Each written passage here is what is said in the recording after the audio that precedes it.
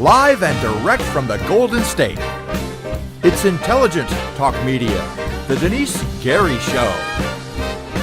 Now, here's Denice Gary.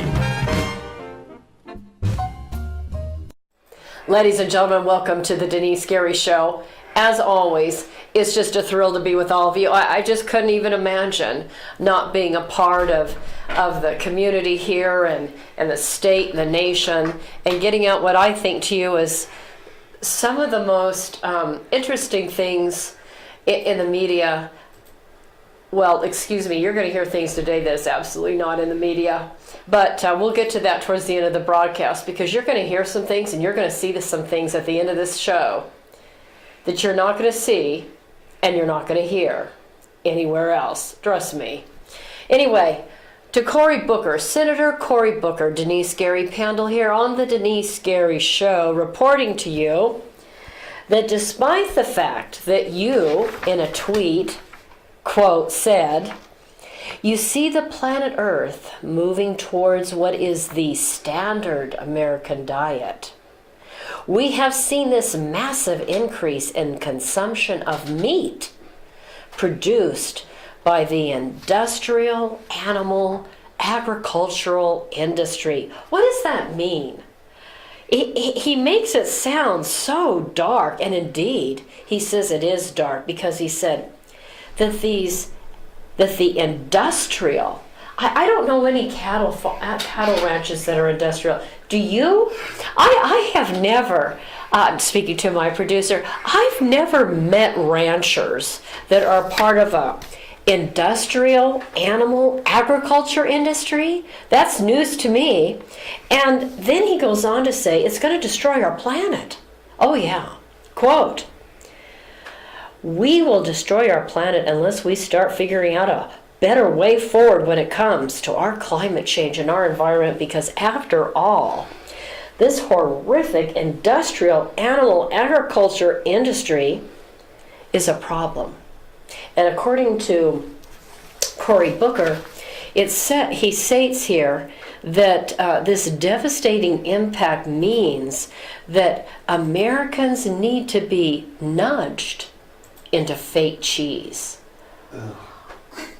I just can't believe it. Americans need to be nudged into fake cheese because you know what? There are too many dairy products and we're going to have to kill all the cows and too many people are eating meat. And of course, more people are eating meat, I guess, now than ever before. And according to Cory Booker, he writes that he just one day he was eating eggs and he suddenly realized, quote, it didn't align with his spirit. Well, Senator Cory Booker, eggs might not align with your spirit, but they align just fine with mine. And I hope to God, ladies and gentlemen, that you will share out this show to every Democrat you know, because this guy is running to be the next president of the United States. And people like Kamala Harris and all the other Democrats are embracing this wild-eyed, environmentalist, crazy, wacko junk. And every time I turn around, I'm reading of some scientist or meteorologist who had a model and realized that model needed to be upgraded and changed. And as it is upgraded and changed, they realized, oh, well, we misspoke. We informed the American people that the sea was rising and it was going to destroy the planet, only to find out, ooh, sea tides aren't rising at all. I mean, just maybe itty-bitty teeny bit, but nothing like we've been told now since Al Gore, right, was vice president. Anyway, I just couldn't believe that he endorsed that Cory Booker, a senator, a man that sits on the Senate Judiciary Committee in the United States of America, says that not only does he support ending the quote-unquote industrial animal agricultural industry, but he says to all of us here in America that the existing model of the food industry in America is obsolete. You know, I worry, you hear about people starving to death in other parts of the world. You think if one of these Looney Tunes gets elected, and they're already elected, but my gosh, think if they were elected President of the United States, Kamala Harris, everybody's private insurance will be eliminated. Capitalism, according to her, will be reshaped. There'll be quote-unquote economic transformation. Everybody's going to have a job. Everybody's going to have an income. Everybody's going to prosper. Well, last time I checked, I think that kind of depends on how hard you work and if you're working night and day and what you're doing with your life and what choices you're making. I just, government control, scary thing. Cory Booker, this planet can sustain people that eat meat. Just a word to the wise. We're going to make it if people keep eating meat. Now, moving right along, I wanted to mention to you, before we really get to the heart of the show today, that California wants to return $9.3 billion that belongs to you, California. It says California wants to return $9.3 billion in property and cash to individuals who may have forgotten they own it. So apparently, this state, this moronically controlled state by Democrats, allows the comptroller's office here in the state of California to take custody. Did you know this? I didn't know this till I read this. Each year, the state comptroller's office here in California is given custody of property, stocks, bank accounts, and items that are stored in safe deposit boxes. You might have had a grandmother or grandfather or parent, great-grandmother, great-grandfather, that had a safety deposit box at some bank. Maybe a bank that's no longer even in existence, and I guess, I don't know what happened to it. I don't know where it all went. But apparently, each year, the state comptroller's office is given custody of all this property and money and everything that is sitting inside these safe deposit boxes. So, in this article, it states that on Valentine's Day, which is tomorrow, happy Valentine's Day to all of you out there. I try to ignore that holiday. Try to not think about it. State Controller Betty T. Yee is reminding Californians to contact her office. I wonder if her phone will be ringing all day. Yes, we are to contact the State Controller Betty Yee to ask her if any of the 48 million unclaimed is due to any of us. So might be worth the phone call. Let me give you the number. The number. The number is 1-800-992-4647. 1-800-992-4647. So if you want to contact her office to find out if they've taken hold of money that may belong to you or your family, you ought to do so. Did you know about that, Robert? I had heard something about it. Had you? But, have you known this has been going on for years? Like I said, I had heard something about it. Wow. I had heard something about it, but I didn't know. I had looked into it. The problem is I have such a very common name that I could be tied in. So I have to do like one of those genealogy. Robert Scott is my producer's name, yes. It's a very common name. I might have money owed to me, I might not. I'll find out. You have to check it out. You've got the phone number now. Okay, ladies and gentlemen, on another California state issue, I wanted to mention that, and you may have already heard this today, that the California Governor Gavin Newsom has canceled the high-speed rail. Well, not exactly. Not exactly. So, and by the way, let me just say, after spending billions of your dollars and mine, of course I don't have billions, but as a whole, California state taxpayers, California state taxpayers have spent a world of money on trying to make former Governor Jerry Brown happy, because what did he always used to say? I love trains. That was Governor Jerry Brown. I love trains. I especially love high-speed trains, and I want a train. I want a train from Sacramento all the way down to San Diego. And then it was, well, we have to have a train from San Francisco to LA. Well, okay, in the State of the Union message for California, California Governor Gavin Newsom, it's not the State of the Union message, it's called the State of the State address, or the State of the State message. In the California State Capitol, what is that, yesterday, right? I'm still sick, still medicated, you have to pardon me. So anyway, he said that he was going to cancel the high-speed rail, but get this. There's quite a bit that's been already taking shape from Merced to Bakersfield, from Merced to Shafter. Now, I don't know who's going to take a high-speed rail from Merced with a population of 87,000 to Bakersfield Shafter. I heard, if you recall me reporting this last year and analyzing it, Amtrak sales, as reported out last year, had decreased. So Amtrak is a train too, right? Amtrak is a train, but it runs slower than a high-speed rail.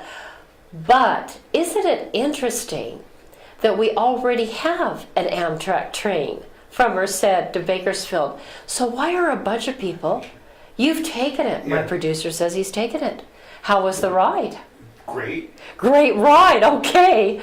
Now, so you'll have a choice now. If you're going from Merced to Bakersfield Shafter, you can take a high-speed rail or Amtrak. What are you going to do? Of course, I'll take the Amtrak. You'll take the Amtrak, okay. Anyway, I would like all of us to contact Gavin Newsom, because I want Gavin Newsom to come out and tell you and I, people living here in the Golden State that have been taxed and taxed and taxed in every possible way Democrats can think to tax us. You know, they wanted to tax our text messages now, right? You heard that. They want to tax our text messages. Remember this, anything that moves, Democrats want to tax.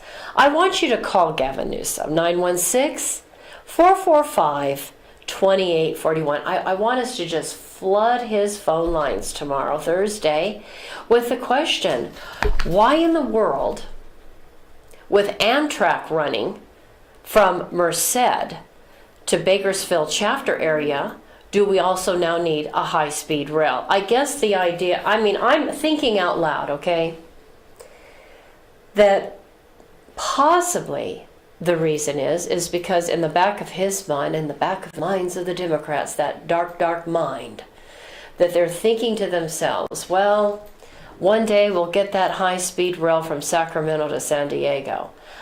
Maybe that's what they're thinking. And if we have it built in the San Joaquin Valley, I know there are people rejoicing here in the San Joaquin Valley today, because they say to themselves, this is going to bring greater awareness. This is going to bring more people to Merced. This will bring more people to Bakersfield. I guess I have a tough time buying into that, because Bakersfield isn't exactly built up as a big tourist area for people to stop in and out and visit. And I think people want to go to Newport Beach, or maybe they want to go to San Francisco if they can get over all the poop and the needles on the sidewalk. Just, make sure you have your wipes with you everywhere you go and everywhere you step. But apart from that, I don't know. I don't know what would be the big draw to Merced, California. Love all of you in Merced. I love California, and I love the United States of America, but really, a high-speed rail along with Amtrak? I don't get it. Let's call Gavin Newsom. Let's tell him to, please explain why we're going to keep spending money on it. And oh, by the way, let's not forget that we're going to owe the Trump administration, because you remember the California audit that was done that said that we've spent already $77 billion. Remember that audit? Well, also in the audit, according to the money that the federal government gave us, if the project of the high-speed rail isn't completed by 2020, guess what? We're going to owe, it says 2020, and the high-speed rail in the Central Valley is not even scheduled to be open by 2022. We're supposed to pay back, California is supposed to pay back the Trump administration $3.5 billion of the 77 billion. So we've inherited from Governor Brown, $77 billion high-speed rail project. Newsom wants to keep it going, and he wants to open up a high-speed rail from Merced to Bakersfield Shafter by 2022. But again, the Federal Railroad Administration's oversight of funds that awarded money for that project could force the state of California, to pay back $3.5 billion. Well, Mr. President, there's your money for the wall.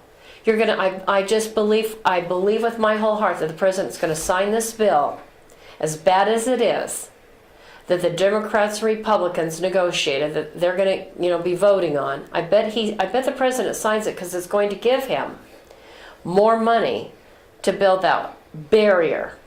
But in addition to that, the president could go after this $3.5 billion. And in addition to that, the president could also, after he gets his money from Congress, after signing the bill, and as he's continuing to upgrade and build more barriers along the California, Arizona, New Mexico, Texas border with Mexico, that he could then apply for, through executive order, transfer authority money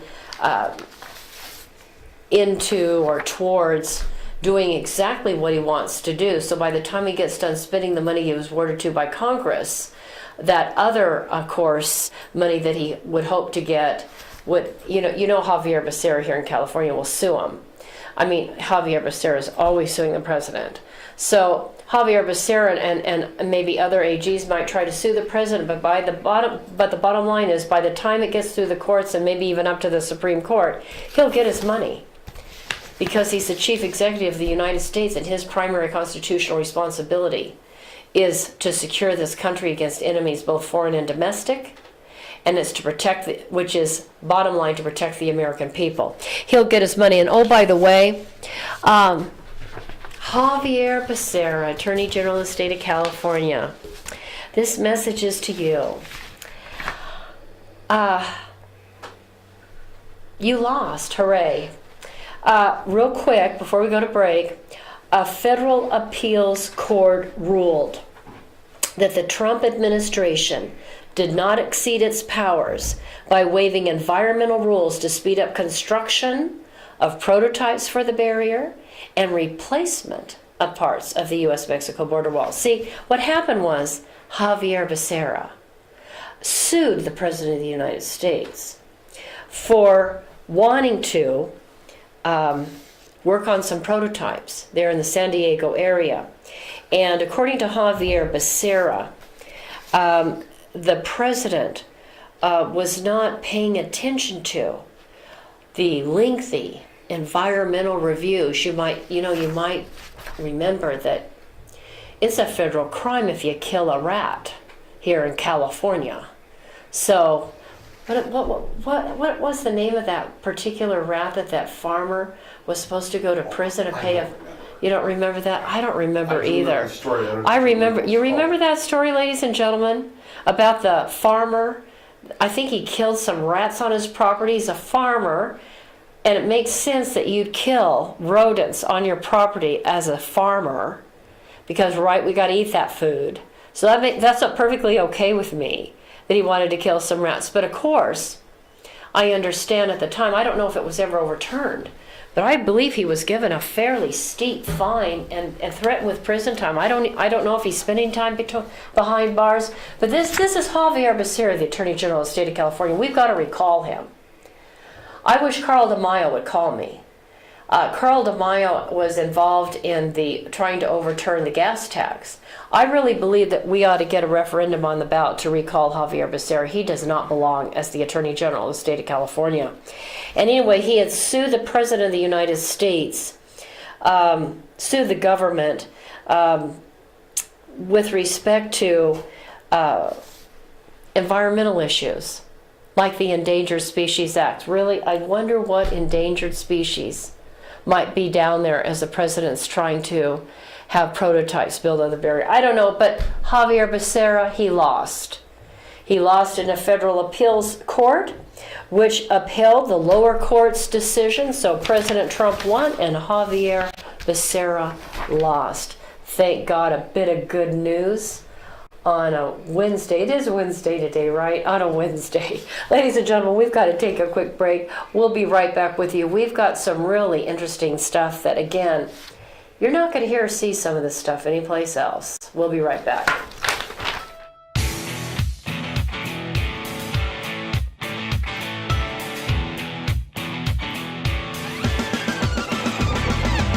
I want to tell you about a place I love to go. Frugatti's Italian Restaurant. Very few locations here provide seating outside in front of a fabulous water fountain with an atmosphere that is reminiscent to me of eating outdoors in Venice. This is real Italian food by real Italians. And what makes it even more so is owner Ralph Frugoletti, who nearly a quarter century ago brought a wood fire oven from Milan, Italy to make, like his mother, fresh homemade bread and pizzas. Moreover, Frugatti's Restaurant offers you not only the very best in Southern Italian cooking, even importing the finest ingredients for authentic Italian food, including a fitness menu. After all, Ralph has represented the United States and Italy, competing in the Master Championship Games. He knows all the right food for good fitness, so check out the menu. After today's broadcast, run over to Frugatti's Italian Restaurant and Catering at 600 Coffee Road here in Bakersfield. And after a Friday, Saturday, or Sunday service, stop into Frugatti's for a great lunch. I'll see you there, and tell Mr. Ralph Frugoletti that Denice sent you. Salute. Bon appetito. Ladies and gentlemen, I'm so thrilled I've got the owner of Scope 365 Fitness here with me today, Craig Jansen, Navy veteran. Craig, tell the audience out there why everybody in town needs to come up over here and join. Well, Sculpt 365 is a 24-hour club, so we never close, unlike a lot of other clubs here in town. Additionally, our club is always super clean, and one of the things that you're going to find here is a different environment where we strive to give you a VIP experience here. So we want to get to know you, we want to know your story, we want to know about you and how we can help you succeed and meet all of your fitness goals. Wonderful. Ladies and gentlemen, come on down to Scope 365 Fitness. You're located right here on Brim Hall. Tell us your other locations. We have another location up in Tehachapi. And then our third location here in town is also located over on Chester and Columbus in the Food Mac Shopping Center. Thank you so much, Craig. You have a wonderful day. You too. Thank you.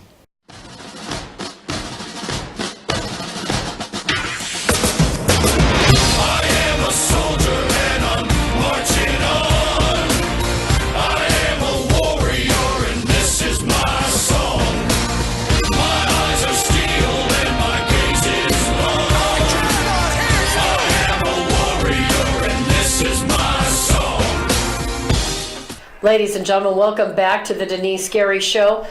Craig Jansen, you just heard Craig Jansen there on that commercial with me standing outside of Sculpt 365 on Brim Hall at Callaway. Let me give you his number, 661 area code 679-7116. The Brim Hall location is his third location. And again, this month, February, again, 0% enrollment.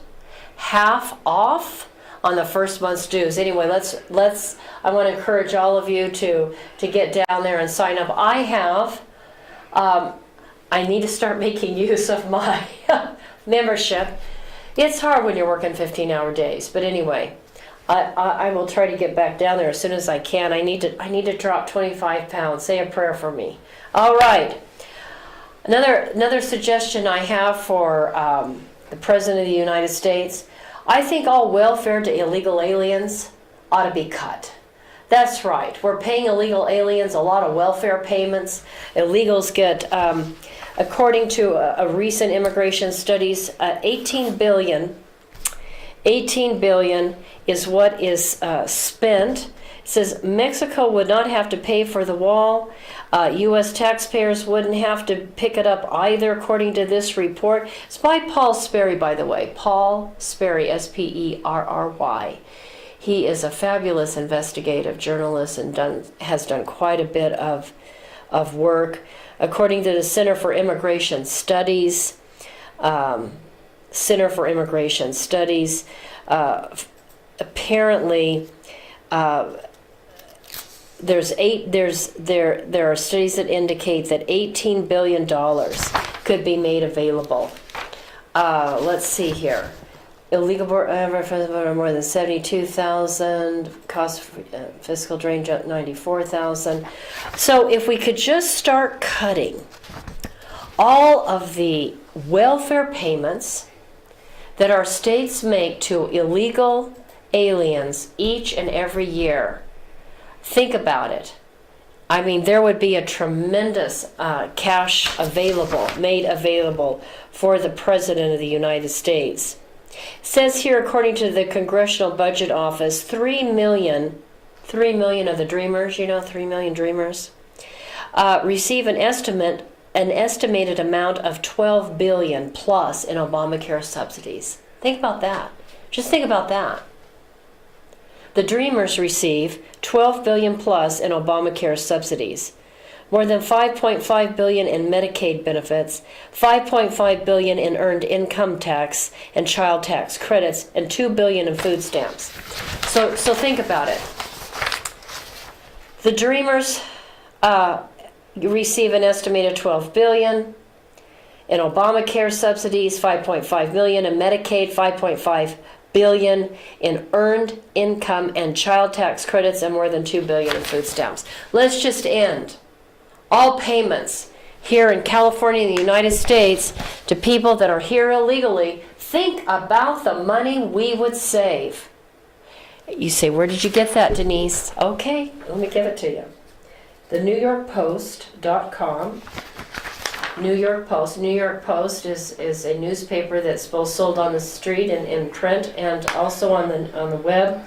This is a New York Post article that I came across. The title is "Cutting Welfare to Illegal Aliens Would Pay for Trump's Wall." Okay, moving on. Have another piece of legislative thought for you today. What do you say if we write to all of our members of Congress, right? There are people that listen to this show, not just in California, but across the country. Let's all tweet to our representatives in Congress and say, let's pass a law that if you sneak into America, you will never be a citizen and you will never get any benefits. No exceptions. How about that? How about we put a fire under our elected officials saying, if anybody sneaks into this country illegally, without exception, you will never be a citizen and you will never get a benefit. Let's make that a law and let's see if illegal immigration doesn't, begin to go down, right? Isn't that a great idea? What do you think about that, Robert? I like that. He likes it. My producer likes it. I think my producer just likes my show. But anyway, we're going to move on. So, I was horrified, absolutely horrified, when I saw this today. I want you to look at a clip in just a moment. Let me just set it up for you. The Anti-Semite Representative Ilhan Omar from Minnesota, along with her friends like Rashida Tlaib, that is a representative from Michigan, like Linda Sarsour, that was involved in the Women's March. These are people that all hang out together. And of course, the far left Islamic activist Linda Sarsour has shamed Muslims for not doing more to stop humanizing the Jewish people. Linda Sarsour, as a leftist, has said to the Democratic Party, and she's now saying it through Omar and Tlaib, freshman women in Congress, freshman congresswomen, stop humanizing the Jewish people. I could not believe what I heard on Fox News today before coming into the studio. It was Juan Williams, a Democrat, who actually defended Representative Omar, who gave a very ugly tweet the other day. If you recall, she said something to the effect that it was the Benjamins. It was the Benjamins that are paying off members of Congress. And I just, Benjamins referring to Jewish people, you know, there was one of the 12 tribes of Israel, Benjamin was the tribe, so she was saying Benjamins, what? Actually, the Benjamins are the $100 bills. And Benjamins are $100 bills too, but I think a lot of people make the connection. Not only is Franklin Benjamin on a $100 bill, Benjamin Franklin on a $100 bill, but a lot of us, I think, when we saw Benjamin, you know, this is a Jewish name that's used here in the United States. I mean, we think we read the Bible. It talks about the tribe of Benjamin. You know, it's a name we associate with the Jewish people, and so I think about that. And you recall, I was trying to find the tweet itself. Anyway, I thought it was interesting that after she tweeted about how Benjamins are being used to buy off members of Congress. Oh, I guess I'm not going to be able to find it in a stack of stuff here today. She said after she mentioned that, well, she was sorry. Now this is a woman who has, where is it? This is a woman who has defended the black Hebrew Israelites. It's just a sect. They're not Jews, they're not Israelites, they're just black people that are very anti-Semitic and very anti-white, hate white people and hate Jewish people. She supported them. She supported Louis Farrakhan. She's running with anti-Semites that are working night and day to undermine U.S. support of Israel. When she was working in the State House there in Minnesota, she was one of two people that did not want to end life insurance payouts to members of terrorist families. In St. Paul, Minnesota, members of the Minnesota House had voted to pass a bill which would give life insurance companies the right to deny payments to family members, beneficiaries of loved ones who died during an act of terrorism. This is a woman that supports Rashida, who said Jews have forgotten what country they represent.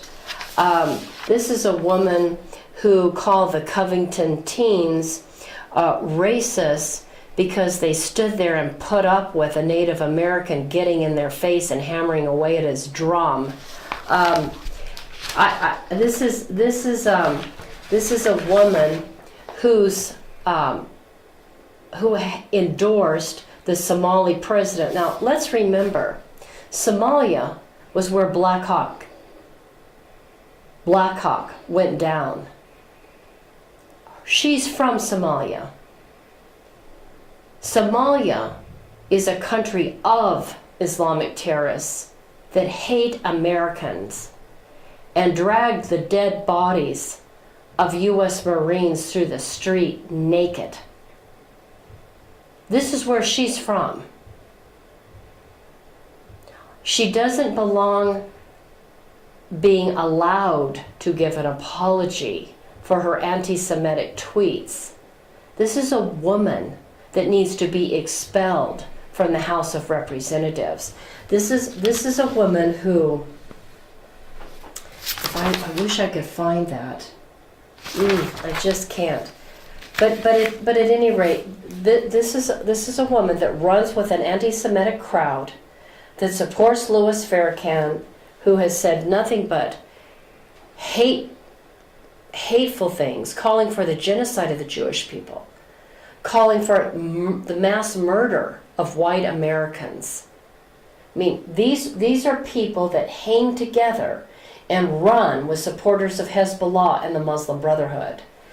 And then to find out that after she criticized members, and especially Republicans in the House and the Senate, for standing with Israel, saying it's all because of the money of the Jewish people and AIPAC, come to find out, this just came out today, she herself has received tens of thousands of dollars from PACs and lobbyists. This is the full version of an article that was written in the Jewish press. I believe Sarah Carter wrote this article. But at any rate, apparently, this anti-Israel, anti-Semitic woman has received, I just thought it was incredible, tens of thousands of dollars from lobbyists. And yet, she had to be forced into an apology by Speaker Nancy Pelosi. I think it's a phony apology. On top of that, she's now accusing people who work for the Trump administration of being individuals that are going to support genocide and crimes against humanity, transnational crimes in Venezuela. She tweeted out on January 24th of last month, a U.S.-backed coup in Venezuela is not a solution to the dire issues they face. Who's talked about a coup? The president hasn't talked about a coup. I haven't heard any talk of a coup. Mike Pompeo hasn't talked about a coup. John Bolton hasn't talked about... Who's talked about a coup? Trump's efforts to install a far-right opposition. He was voted in, the far-right opposition. A member on the more stable Democratic side of things in Venezuela was elected by, from what I understand, their parliament. And yet she's saying we've got to support Mexico, Uruguay, and the Vatican's efforts to facilitate... We don't need to support Mexico. We don't need to get behind Uruguay. Uruguay has Islamists walking all over the place. Mexico is run by corrupt politicians in bed with drug cartels. We don't need to support Mexico. We don't need to support an institutionalized a government in Mexico that has its corruption literally institutionalized. I mean, it's one reason why I'd never live in Mexico. Because if anything ever happened, you could never expect to be treated fairly. Uruguay, the Vatican, then I'm thinking, a U.S.-backed coup in Venezuela? That's lunacy. I mean, she's just batty. And I talked to Major General Paul Vallely on my broadcast. Was that last week or the week before we talked about Venezuela? Maybe that was 2 weeks ago because I was so sick last week. I wasn't here half the time. Anyway, even General Vallely, who has contacts all over the Department of Defense and in the intelligence agencies, there's no coup. We have troops in Colombia. We have military advisors. We have people that are watching and advising.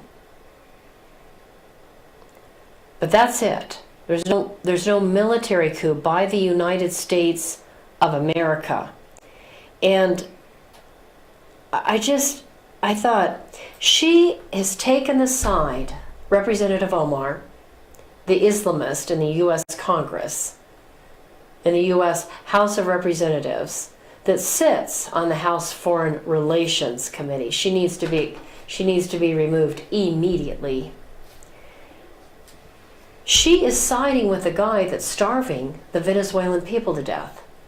She's siding with the guy that's the socialist, the Marxist, that's in bed with Iranian Revolutionary Guard Corps stormtroops down there. These are terrorists that are backed and supported and run by the Iranian government in Tehran, and by, of course, the leadership there in Venezuela is in bed with Hezbollah. They're backing him. Russia is backing the leader in Venezuela. China's backing the leader in Venezuela. We want to support the liberal democratic individual that was elected by the parliament, that wants to bring stability and capitalism and equality back to that country and kick the Islamists out.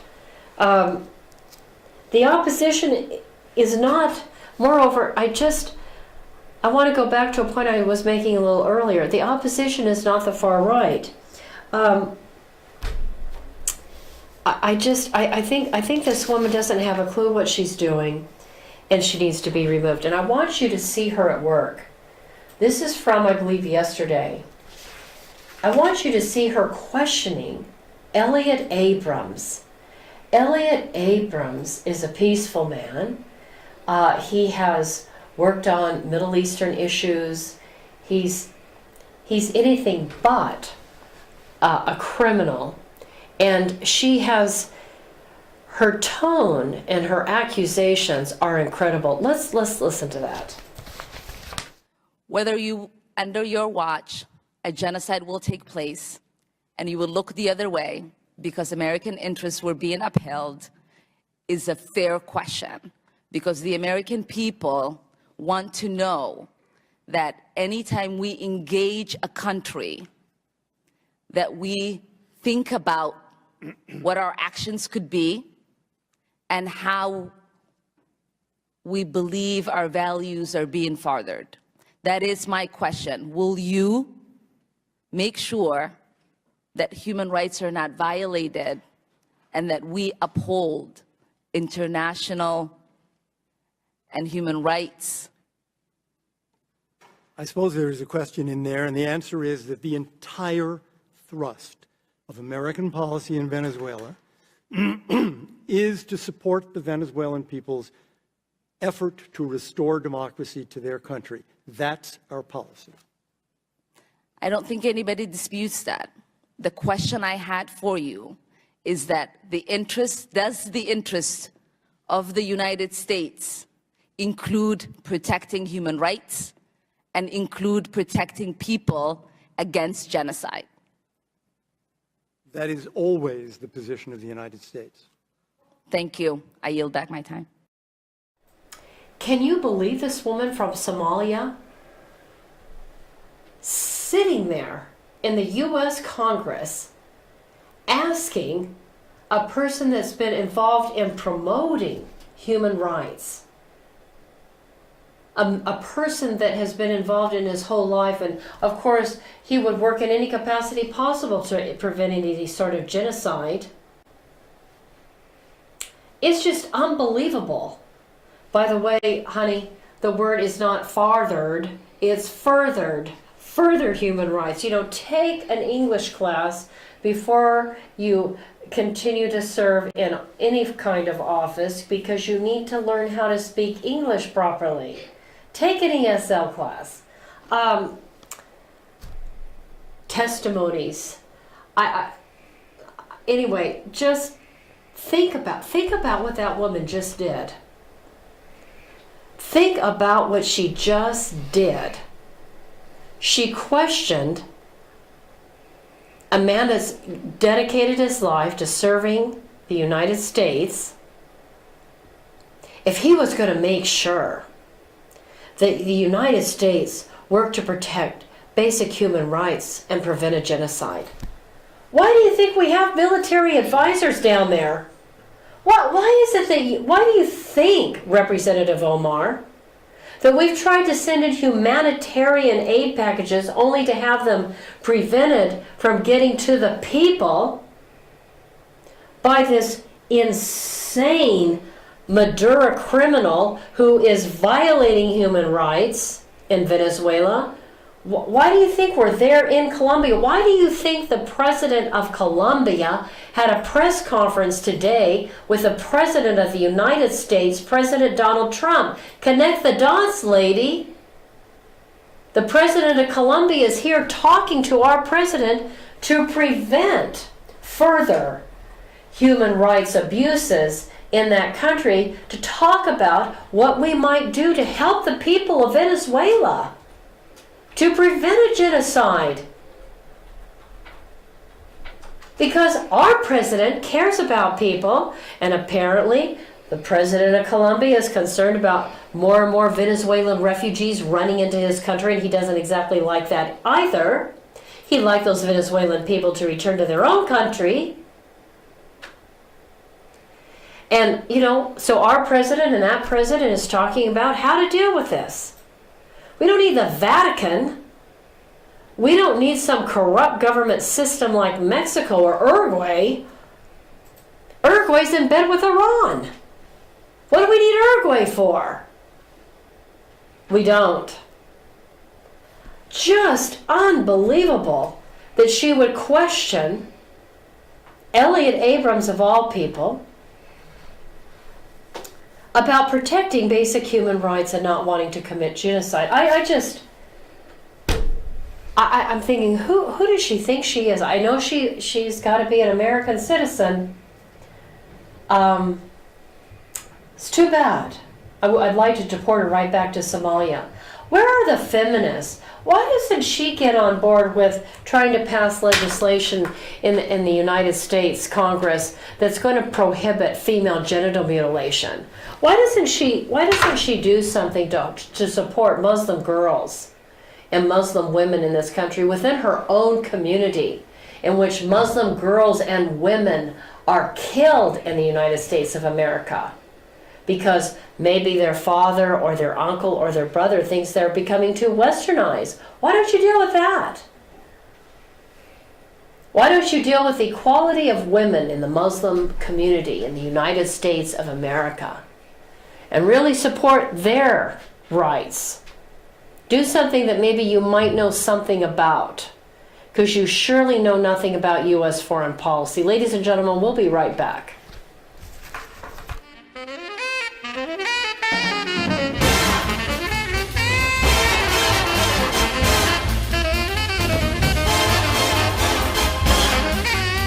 Trump has correctly stated that economic security is national security. And in the Tehachapi Mountains of Kern County resides a United States defense contractor, Anti-Semite Products. Here is the Silicon Valley of the aerospace industry, right here in East Kern. Anti-Semite Products is a forward-leaning manufacturer and distributor of hardware sold to major defense and aerospace companies. We're talking about Boeing, Lockheed Martin, United Technologies, Northrop Grumman, Raytheon General Electric, and on the list goes, as well as to every United States ally worldwide, including Israel, America's most important strategic ally in the Middle East. And for everything that flies, Anti-Semite Products is providing the parts. And with me today is the president of Anti-Semite Products, Scott Baker.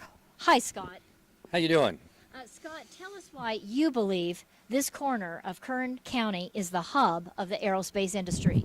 Well, this portion of Southern California here out in the Antelope Valley, it contains, some of the most cutting-edge technology going on in aviation today. We have some of the UCAS programs with unmanned technologies going on. We have Edwards Air Force Base out here who's doing continual testing in their area. We have the Naval Weapons Station up there at China Lake doing some fantastic cutting-edge stuff, cruise missile technology, and those things are going on.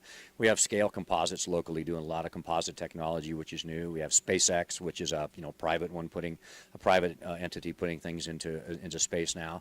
This area is the growth center for aviation's future, and this is the area I think that as a nation we need to be concentrating some of our effort and taking this technology. And as we all know, with the space program from Apollo years ago, out of these technologies, we, the private sector, are going to reap some of the benefits of that. Thank you, Scott. Ladies and gentlemen, Scott Baker, president of Anti-Semite Products. Anti-Semite Products, located in the beautiful mountains of Tehachapi, California, in eastern Kern County, is home to some of the most innovative and specialized technologies in the world, including those at the U.S. Naval Air Warfare Center, Weapons Division at China Lake, Edwards Air Force Base, as well as Stratolaunch, launching satellites capable of delivering multiple orbits in a single flight to space. And it is Anti-Semite Products that has provided the manufactured devices, and the president, Scott Baker of Anti-Semite Products, Marine Corps veteran, reactivated on 9/11 to monitor threats to the homeland, is carrying on a tradition of providing for the security of the United States by manufacturing every kind of fastener on anything that flies, as well as providing a full testing destructive laboratory. Contact Anti-Semite Products,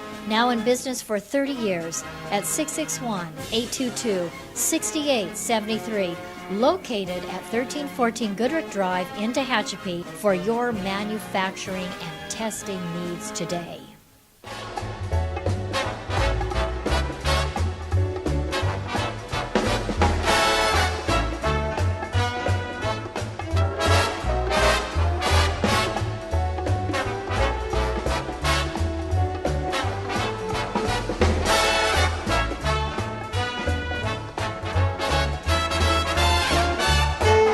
So on another foreign policy issue, ladies and gentlemen, Mike Pompeo, the Secretary of State, is in Warsaw tonight, and he is in Warsaw, Poland, because the Trump administration wants to work on issues related to Iran and the Iranian threat in the Middle East, and the Iranian threat in terms of backing regimes like Russia and China, those regimes working together to possibly harm countries in Eastern Europe.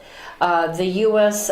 Poland-sponsored Warsaw Summit that is being held today and tomorrow is being boycotted by the Palestinian Authority, which I think is exactly the right thing for the Palestinians to do. Palestinians are Muslim Arabs that have not supported this president at all in his efforts to reach out to the Muslim Arab world, talk to them about assisting him in fighting Islamic terrorism, and instead working, and of course the president, has said, let's work on building up greater prosperity for all here in the region, and the best way to grow prosperity is, of course, through capitalism and not being involved in terrorism. If people are going to continually kill each other, and there's going to continually be wars in the Middle East and terrorist attacks, who's going to want to go in there and invest any money, right? So I thought that was interesting that once again, the Palestinian Authority apparently was given an invitation and was invited to the summit, but they said that they were going to boycott it. They were going to ignore its outcomes. They called the summit a comedy.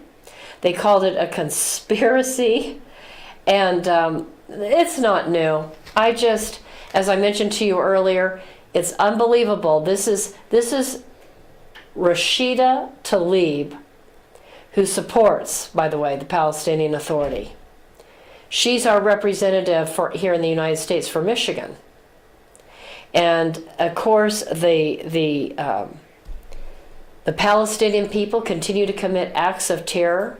And again, I was so shocked by Juan Williams on Fox News today because I couldn't believe it, that he's so ill-informed, that he has no clue that in Israel, everyone has equal rights. Freedom of religion, freedom of speech, freedom of the press.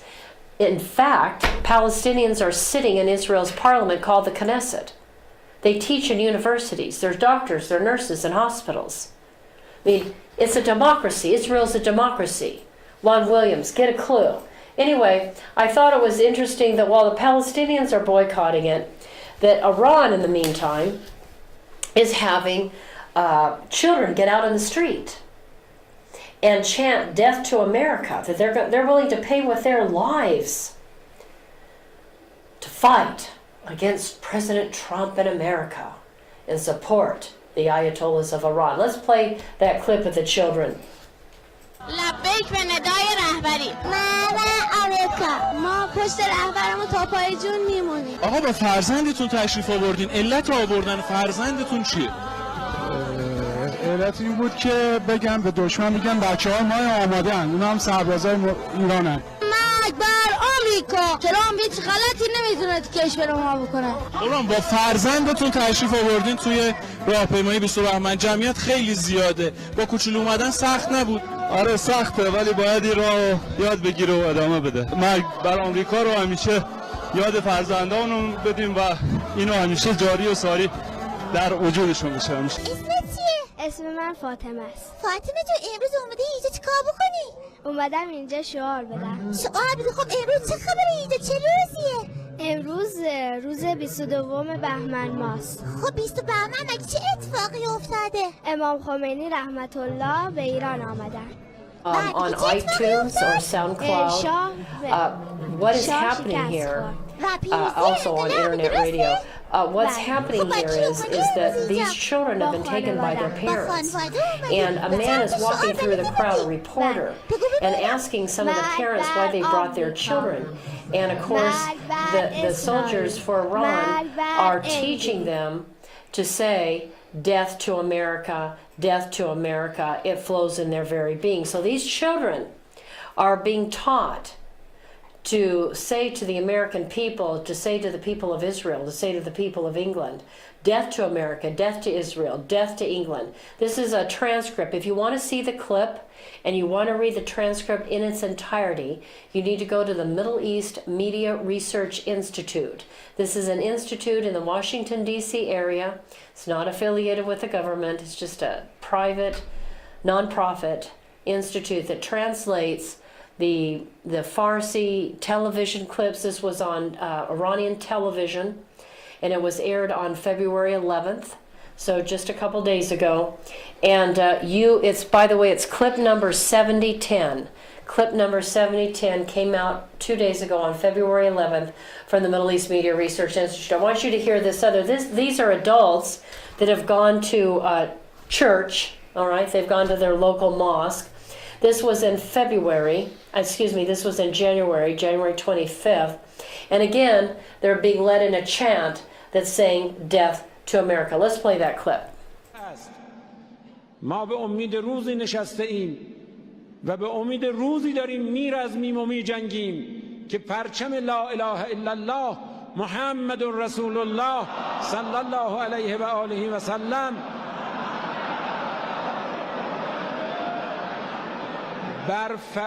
This Ayatollah is a representative in the Fars province. Fars is just a region inside Iran. It's the Ayatollah Khomeini's representative in the Fars province of Iran. And this is a Friday sermon in the city of Shiraz.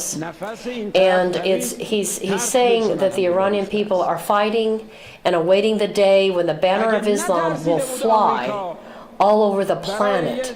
And the Mahdi, that's the prophet who they think will be coming back to establish his global rule. So they're looking forward to the day of flying the Muslim banner, the banner of Islam, all over the planet. And the Mahdi will establish his global rule. It says, I'm translating.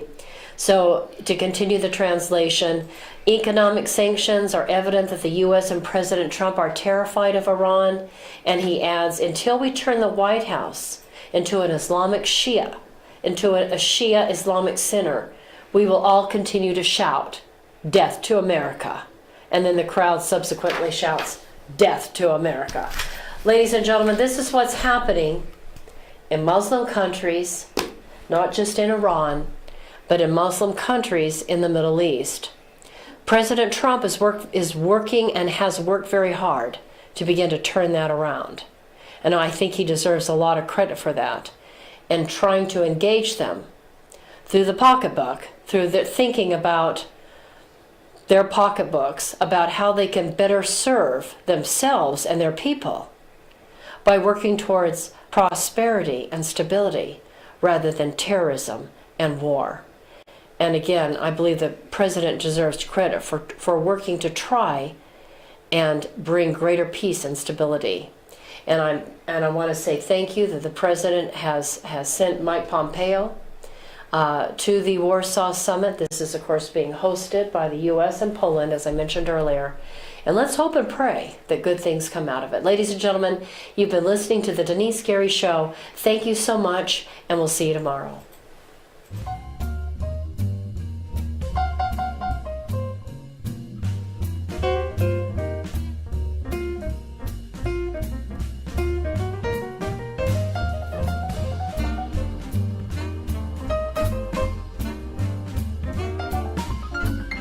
Thank you for listening to the Denice Gary Show. Intelligent talk media.